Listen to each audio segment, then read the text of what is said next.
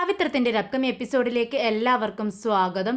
വിജി വേദയ്ക്കുള്ള ഭക്ഷണവുമായി ഓഫീസിലെത്തുന്നുണ്ട്.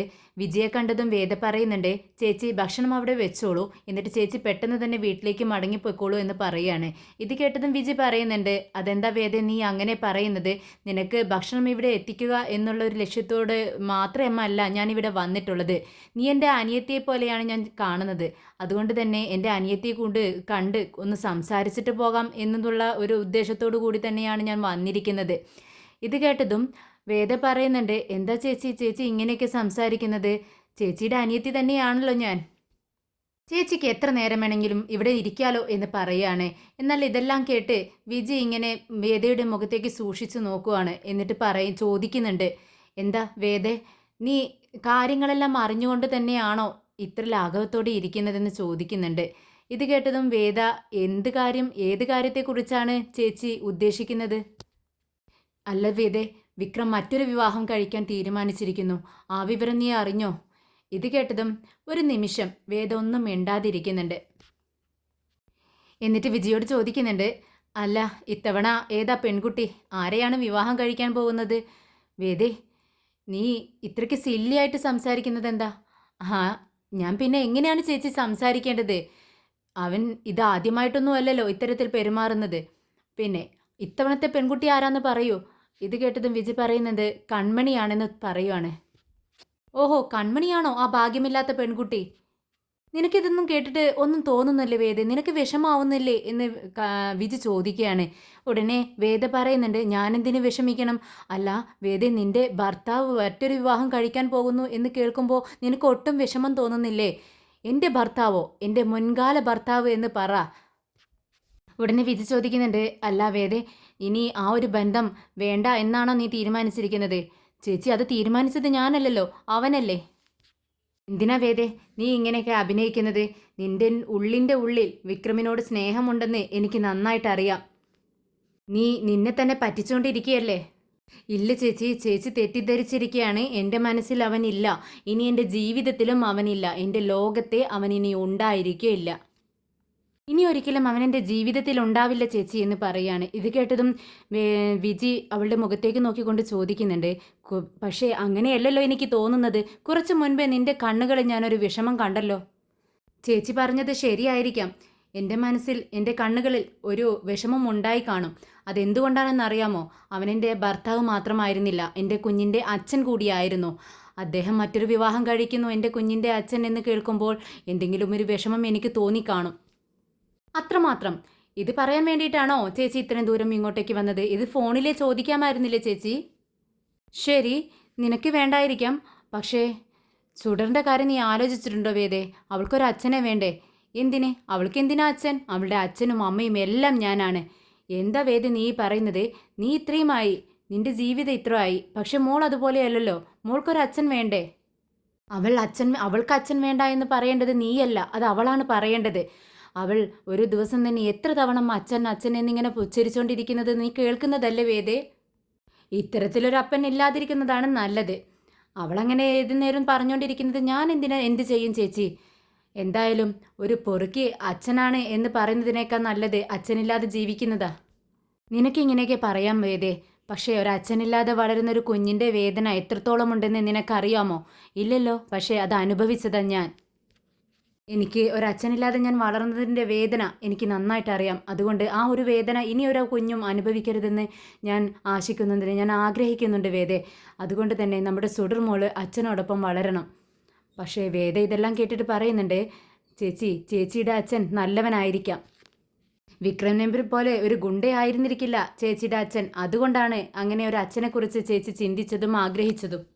വേദേ, നീ ഇങ്ങനെയൊക്കെ പറയും, പക്ഷേ ഒരു മകൾക്ക്, ഒരു കുഞ്ഞിന് അവളുടെ അച്ഛൻ എന്ന് പറഞ്ഞാൽ അത് ഒരു പണമുള്ള ആളായാലും ഇല്ലാത്ത ആളായാലും ഒരു കള്ളനായാലും പെറുക്കിയായാലും എന്തോ ആയിക്കോട്ടെ, ഒരു കുഞ്ഞിനൊരു അച്ഛനെന്ന് പറയുന്നത് പ്രാധാന്യം തന്നെയാണ്.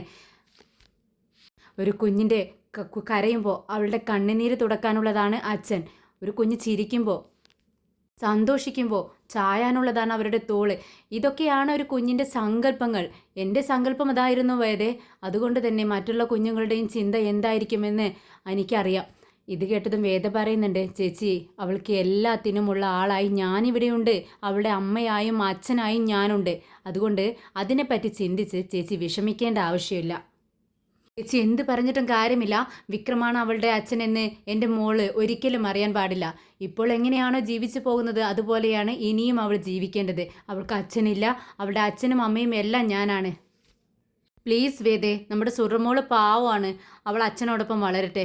ആ ഒരു അവകാശം നീ ആർക്കും വിട്ടുകൊടുക്കരുത്. പ്ലീസ് വേദേ എന്നിങ്ങനെ കെഞ്ചുന്നുണ്ട് വിജി. പെട്ടെന്ന് വേദ പറയുന്നുണ്ട്, ചേച്ചി എനിക്ക് കുറച്ച് അത്യാവശ്യം മീറ്റിങ്ങും കാര്യങ്ങളൊക്കെ ഉണ്ട്, ചേച്ചിക്ക് പോകാൻ ടൈം ആയെങ്കിൽ പൊക്കോളൂ എന്ന് പറയുകയാണ്. ശരി, ഞാൻ പറയുന്നത് കേൾക്കാൻ നിനക്ക് താല്പര്യമില്ലല്ലോ, അല്ലെങ്കിലും ഞാൻ പോകാൻ വേണ്ടി നിൽക്കുക തന്നെയാണ് എന്ന് പറഞ്ഞുകൊണ്ട് വിജി പെട്ടെന്ന് ഡോറിനടുത്തേക്ക് നടക്കുകയാണ്. എന്നിട്ട് ഡോറിനടുത്തെത്തിയതും എന്തോ ഓർത്തതുപോലെ വിജി തിരിഞ്ഞു നിൽക്കുന്നുണ്ട്. എന്നിട്ട് പറയുന്നുണ്ട്, വേദേ ഞാനൊരു കാര്യം പറയട്ടെ, പണ്ട് നിനക്ക് ഒരു പനി വന്നു, നല്ല കടുത്ത പനി തന്നെയായിരുന്നു. അന്ന് നിനക്ക് ബോധമില്ലാതിരിക്കുന്ന സമയമാണ്. അന്ന് നിന്റെ വിളിച്ച് പറയുന്നുണ്ടായിരുന്നു, വിക്രം വിക്രം എന്ന് മാത്രമായിരുന്നു നീ പറഞ്ഞുകൊണ്ടിരുന്നത്. അത് നിന്റെ ബോധമില്ലാത്ത മനസ്സ് വിളിച്ചുകൊണ്ടിരുന്നതാണ്. അതുകൊണ്ട് എനിക്കറിയാം നിന്റെ ഉൾബോധത്തിൽ എന്നും വിക്രം മാത്രമേ ഉള്ളൂ, നിന്റെ ജീവിതത്തിൽ വിക്രം മാത്രമേ ഉള്ളൂ. അതുകൊണ്ട് തന്നെ നീ ഒരേ ഒരു തീരുമാനം, നിന്റെ തീരുമാനം ഒന്ന് മാറ്റിയാൽ മതി വേദേ. നീ ഓക്കെ എന്ന് പറഞ്ഞാൽ ആ നിമിഷം തന്നെ വിക്രം ഒന്നും ചിന്തിക്കാതെ നിന്റെ ജീവിതത്തിലേക്ക് വരും. നിങ്ങൾ ഒന്നാവും, നിങ്ങളുടെ കുഞ്ഞിന് അച്ഛനും അമ്മയും ഉണ്ടാവും. ഇപ്പോൾ ഇങ്ങനെയൊക്കെ ചെയ്യുന്നത് കൊണ്ട് അവരെ രണ്ടുപേരുടെയും ജീവിതമാണ് നശിച്ചുകൊണ്ടിരിക്കുന്നത്. അതെല്ലാം ഞാൻ നോക്കിക്കോളാം ചേച്ചി, ചേച്ചിക്ക് വേറെ എന്തെങ്കിലും പറയാനുണ്ടോ എന്ന് ചോദിക്കുകയാണ്. ഉടനെ തന്നെ വിജി പറയുന്നുണ്ട്, അല്ല വേദേ, നിനക്ക് നീ കുറച്ച് കഴിയുന്ന സമയത്ത് നിന്നോട് നിന്റെ മകൾക്ക് ചോദിക്കാനുണ്ടാവും, എന്തിന് എൻ്റെ അച്ഛനെ എന്നിൽ നിന്നും അകറ്റിയെന്ന്. അന്ന് നീ എന്ത് മറുപടി പറയുമെന്ന് വിജി ചോദിക്കുകയാണ്. ഉടനെ തന്നെ വേദ പറയുന്നുണ്ട്, അന്ന് പറയാനുള്ള മറുപടിയൊക്കെ ഞാൻ കണ്ടുവച്ചോളാം ചേച്ചി, അതിനുള്ള തക്കത മറുപടി ഞാൻ അവൾക്ക് കൊടുത്തോളാം. വളരെ സങ്കടത്തോടു കൂടി തന്നെ വിജി അവിടെ നിന്നും ഇറങ്ങിപ്പോകുന്നുണ്ട്. അങ്ങനെ വേദ കളക്ടർ ഓഫീസിൽ നിന്നും പുറത്തേക്ക് ഇറങ്ങുന്ന സമയത്ത് അവിടെ വേദയും കാത്തുകൊണ്ട് വിക്രം നിൽക്കുന്നുണ്ട്. വിക്രം വേദയെ കണ്ടതും പെട്ടെന്ന് അടുത്തേക്ക് ചെല്ലുന്നുണ്ട്. എന്നിട്ട് പറയുന്നുണ്ട്, എനിക്ക് നിങ്ങളോട് അല്പം സംസാരിക്കാനുണ്ട്. വേദ അവിടെ നിൽക്കുകയാണ്, വിക്രമിൻ്റെ മുഖത്തേക്ക് നോക്കുന്നുണ്ട്. വിക്രം പറയുന്നുണ്ട്, നിങ്ങൾ എന്തിനാണ് ഇങ്ങനെയൊക്കെ ചെയ്യുന്നത്? നിങ്ങൾ നിങ്ങളുടെ വീട്ടിൽ നിന്നും എന്നെ പുറത്താക്കി, അത് ഞാൻ സഹിച്ചു.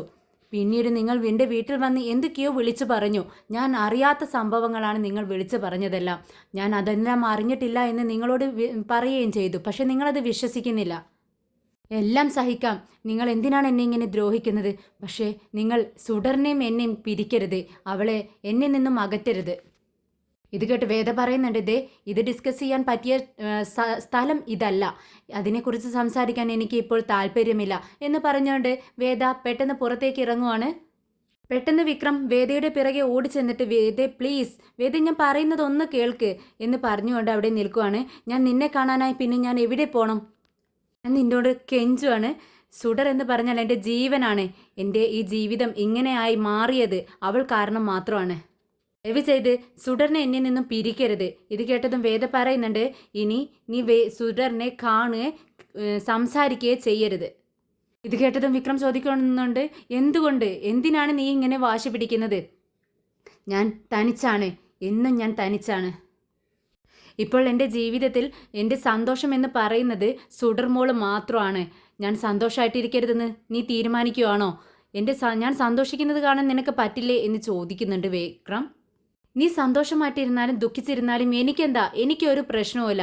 പക്ഷേ എൻ്റെ മോള് സന്തോഷമായിട്ടിരിക്കണം, അതിനു വേണ്ടി മാത്രമാണ് നീ അവളെ കാണരുതെന്ന് പറയുന്നത്. അവളുടെ ജീവിതത്തിൽ അവൾ വളർന്നു വരുന്ന സമയത്തിൽ അവളെ ഒരു ബാഡ് ഇൻഫ്ലുവൻസ് അവൾക്ക് ഉണ്ടാവാൻ പാടില്ല. അതുകൊണ്ട് മാത്രമാണ് ഞാൻ നീയും അവളും കൂടി കണ്ടുമുട്ടി സംസാരിക്കുകയോ ചെയ്യരുതെന്ന് പറയുന്നത്. ഇനി മുതൽ ഞങ്ങളെ നീ ശല്യം ചെയ്യരുത്. ഇത് കേട്ട് വിക്രം പറയുന്നുണ്ട്, ഞാൻ എങ്ങനെയാണ് അവൾക്ക് ബാഡ് ഇൻഫ്ലുവൻസ് ആയിരിക്കുന്നത്? ഞാൻ അവളെ സ്നേഹിക്കുക മാത്രമാണ് ചെയ്തിട്ടുള്ളത്. അവളെ സന്തോഷിപ്പിക്കാൻ വേണ്ടി ഒരുപാട് കാര്യങ്ങൾ ചെയ്തിട്ടുണ്ട്, അത് അവളെ സന്തോഷിപ്പിക്കാൻ വേണ്ടി മാത്രം. പക്ഷേ ഞാൻ ബാഡ് ഇൻഫ്ലുവൻസ് കൊടുക്കുന്നു എന്ന് പറയുന്നു. പക്ഷേ അതെങ്ങനെയാണെന്ന് എനിക്ക് മനസ്സിലാവുന്നില്ല. അവളെൻ്റെ ദൈവമാണെന്നാണ് ഞാൻ ചിന്തിക്കുന്നത്. അവൾ എനിക്ക് ഒരുപാട് സന്തോഷം തരുന്നുണ്ട്. പക്ഷേ ഞാൻ അവൾക്ക് എങ്ങനെയാണെന്ന് എനിക്ക് അറിയത്തില്ല. അവളെൻ്റെ ജീവനാണ്. നീ എനിക്ക് ആരുമല്ല, പക്ഷെ സുഡർമോള് എനിക്ക് എല്ലാമാണ്. നീ അവളെ എന്നിൽ നിന്നും അകറ്റരുത്. ഞാൻ കാരണം അവൾക്ക് എന്ത് സംഭവിക്കുമെന്നാണ് നീ പറയുന്നത്? നീ കാരണമാണ് ഇപ്പോൾ നടക്കുന്ന എല്ലാ പ്രശ്നങ്ങളും. നീ കാരണം തന്നെയാണ്. ദേ അവൾ ഞങ്ങൾ പറയുന്നത് ഒന്നും അനുസരിക്കുന്നില്ല. നിന്നെ കാണണമെന്ന് പറയുന്നു, വാശി പിടിക്കുന്നു, ഭക്ഷണം കഴിക്കാണ്ടിരിക്കുന്നു, ഞങ്ങളോട് തർക്കുത്തരം പറയുന്നു. ഇതെല്ലാം നീ കാരണമാണ്. നീ എന്താണ് ഈ പറയുന്നത്? കുട്ടികൾ വളർന്നു വരുന്ന സമയത്തെ ഇങ്ങനെ ചൂണ്ടിയും വാശിയും ഒക്കെ ഉണ്ടാവും. അതൊക്കെ നീ മനസ്സിലാക്കേണ്ടതല്ലേ? നിനക്ക് അറിയാവുന്ന കാര്യങ്ങളല്ലേ? എന്തു ആയിക്കോട്ടെ, നീ ഞങ്ങളുടെ ജീവിതത്തിലേക്ക് വന്നതിന് ശേഷമാണ് ഇങ്ങനെയുള്ള പ്രശ്നങ്ങളെല്ലാം ഉണ്ടായത്. നിനക്ക് പെൺകുട്ടികളെ മനസ്സ് വേദനിപ്പിക്കുന്നത് ഇത്ര പുതിയ കാര്യമൊന്നുമല്ലല്ലോ. എന്നും നീ അങ്ങനെ തന്നെയല്ലേ? മോള് ഇത്രയും വാശി പിടിക്കുന്നത് നീ കാരണം മാത്രമാണ്. അതുകൊണ്ട് ഇനി നീ ഞങ്ങളുടെ ജീവിതത്തിലേക്ക് കടന്നു വരരുത്. ശരി, നീ സുഡർമോളെക്കുറിച്ച് ആലോചിച്ചോ? ഞാനും അവളും തമ്മിൽ ഞങ്ങൾക്കിടയിൽ ഇങ്ങനൊരു ബന്ധം വന്നത് ഞങ്ങൾ അറിയാതെയാണ്. അത്രമാത്രം ഞങ്ങൾ അടുത്തുപോയി. ഞാനില്ലെങ്കിൽ അവൾ ഒരുപാട് വിഷമിക്കും. നീ അത് മനസ്സിലാക്കണം വേദേ. എന്താ അത് മനസ്സിലാക്കാത്തത് വേദേ എന്ന് ചോദിക്കുമ്പോൾ വേദ പറയുന്നുണ്ട്, അതെ അവൾ വിഷമിക്കും, എനിക്കറിയാം. പക്ഷേ കുറച്ച് സമയം കഴിയുമ്പോൾ, കുറച്ച് കാലം കഴിയുമ്പോൾ അവളത് പതിയെ പതിയെ മറന്നുകൊള്ളും. ഇപ്പം എന്താ വേണ്ടതെന്ന് ചോദിക്കുകയാണ്. ഉടനെ തന്നെ വിക്രം പറയുന്നുണ്ട്, എനിക്ക് സുഡർമോളെയാണ് വേണ്ടത്. ഞാനും അവളും ഒരുപാട് സ്നേഹിക്കുന്നു. എനിക്ക് മോളെ ഒരുപാട് ഇഷ്ടമാണ്. അവളെ സ്നേഹിക്കാനും ഇഷ്ടപ്പെടാനും നീ ആര്? നീ ആരാ? അവളെ സ്നേഹിക്കാൻ ഞാനുണ്ട്, വിജിയുണ്ട്, അവിടെ തരുണുണ്ട്. ഞങ്ങൾ മാത്രം മതി അവളെ സ്നേഹിക്കാൻ. നീ ആര്? നിങ്ങൾക്ക് തമ്മിൽ സ്നേഹമുണ്ടാവും മാത്രമേ നിന്റെ ആരുമല്ല അവൾ എന്ന് പറയുകയാണ് വേദ. പ്ലീസ് വേദേ, എനിക്ക് മോളെ കാണണം. അതിനുള്ള അനുവാദം നീ തരണം. ഇല്ല, അതിന് പറ്റത്തില്ല. ഒരിക്കലും മോളെ കാണാൻ ഞാൻ സമ്മതിക്കത്തില്ല. ദേ വേദേ, ഞാൻ നിന്നോട് മര്യാദയ്ക്കാണ് സംസാരിച്ചുകൊണ്ടിരിക്കുന്നത്, വളരെ ബഹുമാനത്തോടു കൂടി. എന്നെ ദേഷ്യം പിടിപ്പിക്കരുത്. നീ എന്ത് ചെയ്യും? മര്യാദ വിട്ട് സംസാരിച്ചാൽ നീ എന്ത് ചെയ്യും? ഇനി ഒരിക്കലും നീ അവളെ കാണാൻ പാടില്ല. ഈ ജന്മത്തിൽ നിനക്കും അവൾക്കും തമ്മിൽ ഒരു ബന്ധവുമില്ല. ഇത് ഞാനാണ് പറയുന്നത്. നീ എന്ത് ചെയ്യും എന്ന് ചോദിച്ചുകൊണ്ട് മുന്നോട്ട് നടക്കുവാണ് വേദ. ഇത് കണ്ട് അവിടെ ഉണ്ടായിരുന്ന സെക്യൂരിറ്റിക്കാരും വേദയോടൊപ്പം ഉണ്ടായിരുന്ന ആളുകളും പെട്ടെന്ന് അങ്ങോട്ടേക്ക് വരുന്നുണ്ട്. എന്നിട്ട് ചോദിക്കുന്നുണ്ട്, എന്ത് പറ്റി മാഡം? എന്താണ് ഇവിടെ ഒരു പ്രശ്നം? വല്ല പ്രശ്നമുണ്ടോ മാഡം എന്ന് ചോദിക്കുകയാണ്. ഉടനെ വേദ പറയുന്നുണ്ട്, ഉണ്ട്, ഇവൻ മര്യാദയില്ലാതെ സംസാരിക്കുന്നു.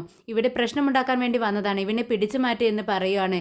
പോലീസ് സെക്യൂരിറ്റിക്കാരൻ അങ്ങോട്ടേക്ക് വരുമ്പോഴേക്കും വിക്രം വേദയുടെ നേരെ വിരൽ ചൂണ്ടിക്കൊണ്ട് പറയുന്നുണ്ട്, ഞാൻ ഇവിടെ നിന്ന് നിന്നോട് വെല്ലുവിളിക്കുന്നു. ഞാൻ മോളെ എന്നും കാണും. ദിവസവും ഞാൻ മോളെ കാണും. നീ തടുക്കാൻ നിന്നെ കൊണ്ട് പറ്റുമെങ്കിൽ നീ തടുക്ക്. കേട്ട് വേദ പറയുന്നുണ്ട്, കാണാം, നമുക്ക് കാണാം. നീ എങ്ങനെ അവളെ കാണുമെന്ന് എനിക്ക് നോക്കണമല്ലോ. ഇന്നു മുതൽ ഞാൻ അവൾക്ക് കൊടുക്കുന്ന സെക്യൂരിറ്റി വളരെ അധികമായിരിക്കും. അതും താണ്ടി നീ എങ്ങനെ അവളെ കാണുമെന്ന് എനിക്ക് കാണണം. നോക്കാം നമുക്ക്. പെട്ടെന്ന് തന്നെ വേദ അവിടെ ഉണ്ടായിരുന്ന കാറിൽ കയറി അവിടെ നിന്നും പോകുന്നുണ്ട്. കൺമണി അച്ഛനോട് സംസാരിച്ചുകൊണ്ടിരിക്കുകയാണ്. പക്ഷേ അച്ഛൻ മറുപടിയെല്ലാം പറയുന്നുണ്ട്. പക്ഷെ ആളിവിടെയല്ലെന്ന് കൺമണിക്ക് മനസ്സിലായി. കൺമണി ചോദിക്കുന്നുണ്ട്, അച്ഛൻ എന്താ ആലോചിക്കുന്നത്? ഈ സമയം സന്തോഷിച്ചിരിക്കേണ്ട ആവശ്യമല്ലേ, സമയമല്ലേ, പിന്നെ എന്താ ഇങ്ങനെ ദുഃഖിച്ചിരിക്കുന്നതെന്ന് ചോദിക്കുകയാണ്. ഉടനെ തന്നെ അച്ഛൻ പറയുന്നുണ്ട്, മോളെ ഈ വിവാഹം നടക്കുമോ? അത് കേട്ടതും കൺമണി ചോദിക്കുന്നുണ്ട്, എന്താ ഇപ്പോൾ ഇങ്ങനെ ഒരു സംശയം? ദേ ഈ വിവാഹത്തെക്കുറിച്ച് അറിഞ്ഞതും വിക്രമിൻ്റെ അമ്മ കൂടി വളരെ സന്തോഷത്തിലാണ്. എന്നോട് പറഞ്ഞത് എന്താണെന്ന് അറിയാമോ? വിക്രമിനെ നന്നായി നോക്കണം, വിക്രമിന് ഇഷ്ടമുള്ളതുപോലെ ജീവിക്കണം, അവനോടൊപ്പം സന്തോഷത്തോടെ ജീവിക്കണമെന്ന് പറഞ്ഞ് എന്നെ അനുഗ്രഹിക്കുകയാണ് ചെയ്തത്. എല്ലാവരും വളരെ സന്തോഷത്തിലാണ്. ഉടനെ കൺമണിയുടെ അച്ഛൻ ചോദിക്കുന്നുണ്ട്, എല്ലാവരും സന്തോഷത്തിലായിരിക്കാം, പക്ഷേ വിക്രം സന്തോഷത്തിലാണോ? കേട്ട് കൺമണി ചോദിക്കുന്നുണ്ട്, എന്താ അച്ഛാ അങ്ങനെ ചോദിച്ചത്? എന്താ വിക്രം അച്ഛനോട് എന്തെങ്കിലും പറഞ്ഞോ? ഇല്ല, എന്നോടൊന്നും പറഞ്ഞില്ല. പക്ഷേ എൻ്റെ ഫ്രണ്ട് എന്നോട് പറഞ്ഞു, ഇന്ന് വിക്രം കളക്ടർ ഓഫീസിൽ പോയി വേദയെ കണ്ടിട്ടുണ്ടായിരുന്നു. മോളെ കാണണമെന്ന് പറഞ്ഞിട്ടാണ് പോയത്. എന്തു വന്നാലും മോളെ കണ്ടിരിക്കുമെന്ന് പറഞ്ഞ് വിളിച്ചിട്ടാണ് അവിടെ നിന്ന് പോകുന്നതെന്ന് എൻ്റെ ഫ്രണ്ട് പറഞ്ഞു. വിക്രം നിന്നെ വിവാഹം കഴിക്കാമെന്ന് വാക്ക് തന്നത് ഉറപ്പാണ്. പക്ഷേ അത് നടക്കുമോ മോളെ? അവൻ ഇനി വേദയുടെ പിറകെ പോവോ എന്ന് ചോദിക്കുകയാണ് കൺമണിയുടെ അച്ഛൻ. ഉടനെ തന്നെ കൺമണി പറയുന്നുണ്ട്, എന്താ അച്ഛായി പറയുന്നത്? അങ്ങനെയൊന്നും സംഭവിക്കില്ല. ശരി, വേദ ഒരു തടസ്സമല്ലെങ്കിലും സുഡർ ഈ വിവാഹത്തിന് തടസ്സമായി വന്നാൽ നമ്മൾ എന്ത് ചെയ്യുമെന്ന് കൺമണിയുടെ അച്ഛൻ ചോദിക്കുകയാണ്. ഇത് ചോദിക്കുന്ന സമയത്ത് ആകെ ടെൻഷനിലാണ് അദ്ദേഹം. എന്നാൽ അത് കേൾക്കുന്നത് കൺമണിക്ക് അത്ര ഇഷ്ടപ്പെടുന്നില്ല.